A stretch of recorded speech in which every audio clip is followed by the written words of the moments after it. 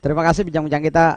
Saya ke Mas Khairul Anam. Ternyata calon baik petahana maupun dia penantang agak berat juga ketika dipaksakan. Bahkan salah satunya bilang bahwa tidak elok juga kita menggelar pilkada di tengah pandemik. Akan tetapi KPU kan juga akan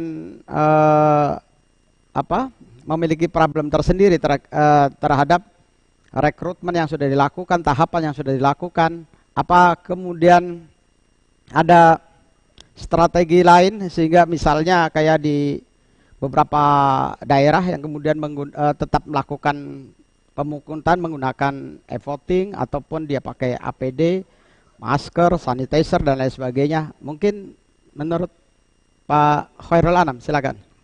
Bagaimana kalau misalkan pilkada ini dilaksanakan Desember ya? Jadi mungkin berbeda dengan pihak kawan-kawan luar. Saya mencoba untuk mengambil dari sisi penyelenggara, dari sisi internal kita selaku penyelenggara.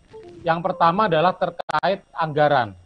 Bahwa anggaran pilkada dari proses dana hibah ini di Jawa Timur total ada 1 triliun lebih ya yang sudah di NHD, tapi belum semua ini diterimakan kepada KPU karena proses anggaran ini dilakukan secara 3 tahap.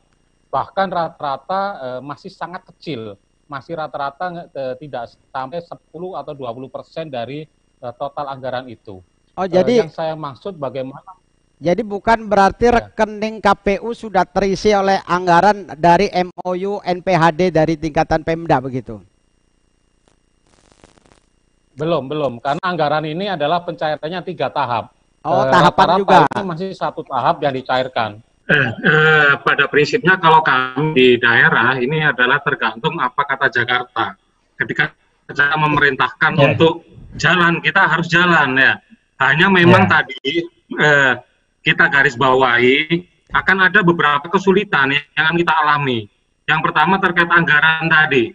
Kemarin ketika belum ada COVID-19, proses pencairan anggaran, negosiasi dengan Pemda maupun proses pencairannya, ini begitu sulitnya luar biasa. Apalagi besok misalkan ketika sebagian besar anggaran pemerintah daerah ini sudah dialihkan untuk COVID, penanganan COVID. Akan tentu akan lebih berat, lebih sulit lagi untuk proses negosiasi maupun pencairan anggaran. Meskipun anggaran itu sudah disepakati. Jadi tidak sesederhana itu. Ya, ketika sudah NPAD, anggaran cair itu tidak sederhana. Masih banyak proses untuk pencairannya. Ini pengalaman kita kemarin. Itu yang terkait anggaran pertama. Kemudian yang kedua terkait SDM. SDM ini yang juga banyak yang oleh kawan-kawan tidak terpikirkan.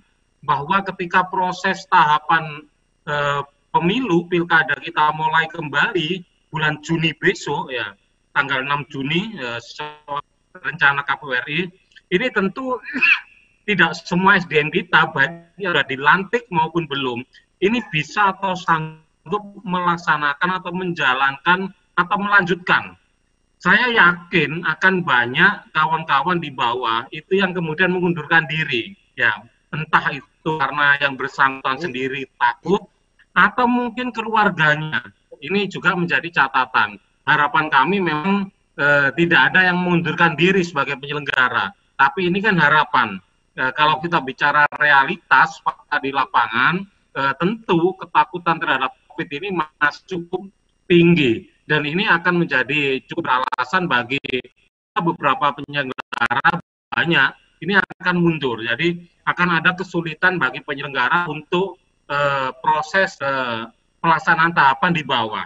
Kemudian yang ketiga tadi sudah dibahas terkait calon. Tentu pilkada ini kan substansinya adalah proses rekrutmen calon pemimpin. Tentu ketika dalam proses-proses yang begitu terbatas ini juga pasti akan juga terbatas proses rekrutmen kepemimpinannya. Dan yang terakhir tentu adalah terkait pemilih. Ya, jadi pemilih ini tentu mereka juga akan menjadi kurang mendapatkan asupan, baik asupan sosialisasi dari KPU maupun asupan kampanye dari calon. Tentu ini juga akan mengurangi kualitas dari pilihan mereka nanti. Itu pun kalau mereka kemudian datang ke TPS ya.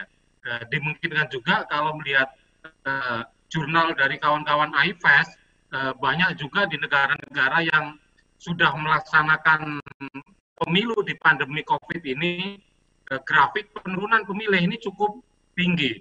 Ada yang sampai 20% penurunannya. Oh, jadi angka partisipasinya malah menjadi rendah begitu. Menjadi sangat rendah. Tapi bisa jadi Mas Anam. Ya, bahkan kalau lihat di Australia. Mas Anam. Ya. Artinya andai kata KPU di masa-masa pandemik ini karena tidak tahu kapan berakhirnya, namun pilkada wajib digelar, tahapan-tahapan yang bisa diselesaikan lewat daring ataupun medsos ataupun lewat media mungkin bisa dilakukan sehingga ketika nanti pandemik berakhir itu bisa dilaksanakan. Artinya pakai media begitu. Sementara yang masih kita lakukan sekarang ini adalah pemutakhiran data pemilih. Ya, itu pun hanya untuk lakukan sinkronisasi dari data DP4 dari Dispenuk Capil dengan DPT kita terakhir. Sedangkan yang lain saya kira memang tidak bisa. Ini harus bersentuhan dengan masyarakat. Verifikasi faktual, coklit, ini semua harus bersentuhan langsung dengan masyarakat.